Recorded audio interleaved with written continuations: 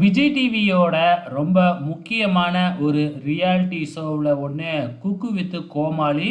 இதுவரைக்கும் 6 சீசன் நிறைவடைஞ்சிருக்கு. சீக்கிரமே cook with Comali season 7 ஆரம்பிக்க போகிறாங்க. அதற்கான ப்ராசஸ்லாம் போய்கிட்டு இருக்கு. இந்த முறை நிறைய மாற்றங்களை கொண்டு வர போகிறாங்களாம். ஸோ அதுலேயும் கோமாளிகளை மாற்ற போகிறாங்களாம். குறிப்பாக புதுசாக ஒரு செஃப் வர போகிறாங்க.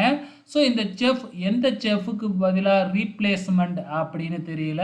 கண்டிப்பாக வந்து பார்த்திங்கன்னா புதுசாக ஒரு செஃப் வர போகிறாரு. ஸோ அந்த செஃப் பேர் என்ன அப்படின்னு பார்த்தீங்கன்னா செஃப் வினோத்குமார். ஸோ இவர் தன்னோட சோசியல் மீடியாவான ட்விட்டர் பக்கத்தில் தன்னோட ப்ரொஃபைலில் ஜட்ஜஸ் சிடபிள்யூசி, அதாவது குக்கு வித் கோமாளியோட ஜட்ஜஸ் அப்படின்னு சொல்லி மென்ஷன் பண்ணியிருக்கிறாப்புல.